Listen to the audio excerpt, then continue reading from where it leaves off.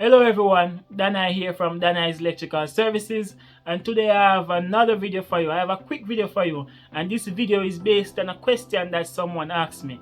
Before I get into this video, I want to use this opportunity to say, guys, feel free to reach out to me and ask your questions. If you have any comment, any concerns, you can comment on any video you wish.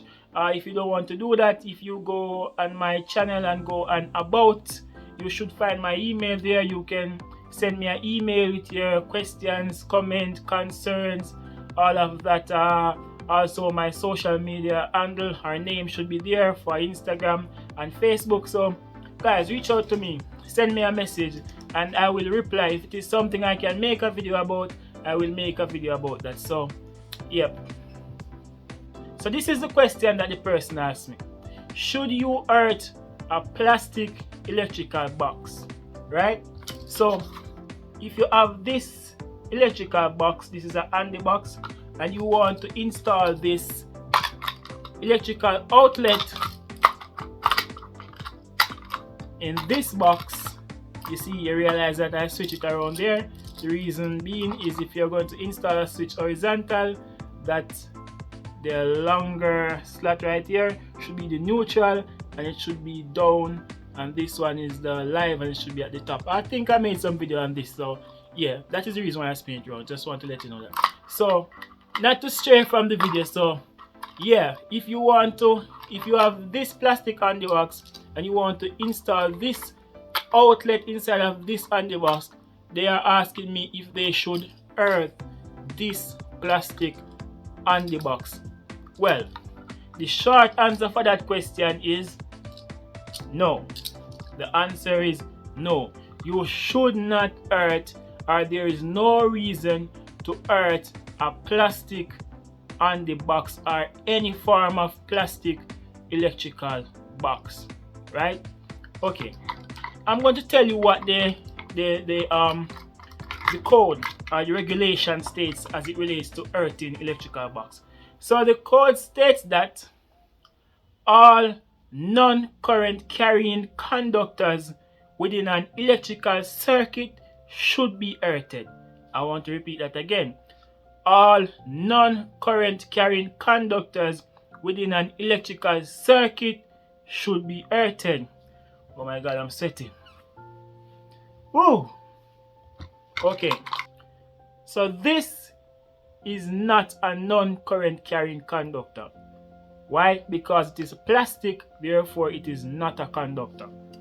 If you were using this handy box, however, this metal handy box, because it is a metal, it is a conductor, but it is a non-current carrying conductor because it is not supposed to conduct current.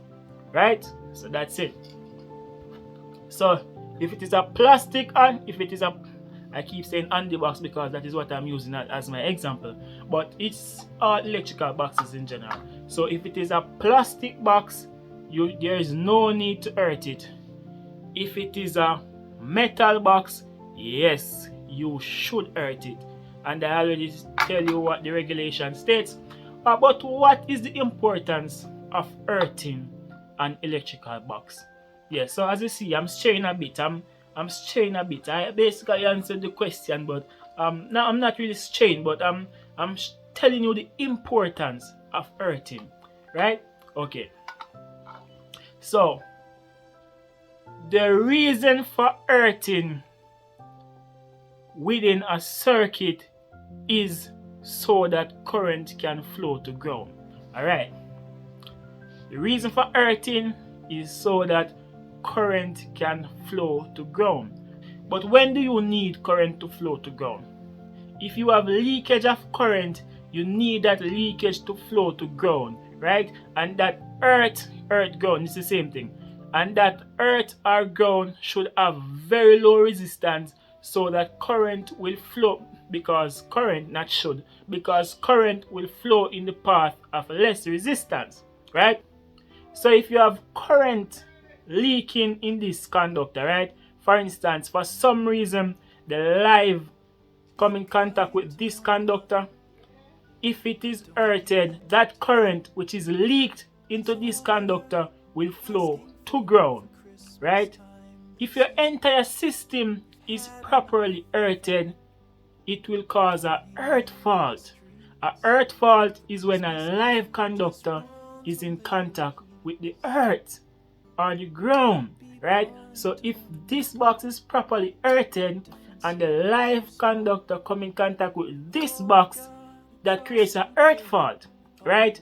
And that will, or that should, I'm not going to say that will, that should trip your breaker if your system or if your circuit is properly installed, right?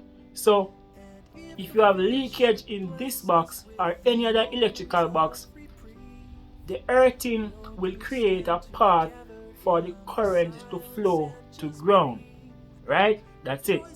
The earth will create a path for current to flow to ground, right? I can't stress it anymore. Right? But if the system is properly installed, that will create a earth fault, and your breaker should trip once there is leakage, right? So there is it, guys. There you have it. I hope this is enough to explain the importance of earthing electrical boxes. I said this was going to be a short video, but it's longer than I expected because I explained more than I should. I can even explain more. Earthing is very important because if, in case you touch this electrical box, in case there is leakage of current and someone within the house also touch this electrical box for some reason, you come in contact with it, if the system is not properly earthed, that will give the person an electric shock, right? That can give the person an electric shock if once they create a path to go through their body, that can give them an electric shock, can even cause electrocution, which leads to death. So yeah, it is very, very important. Very, very important. Also, I have instances where appliances in my home was shocking me, like refrigerator was giving me an electric shock, washing machine was giving me an electric shock,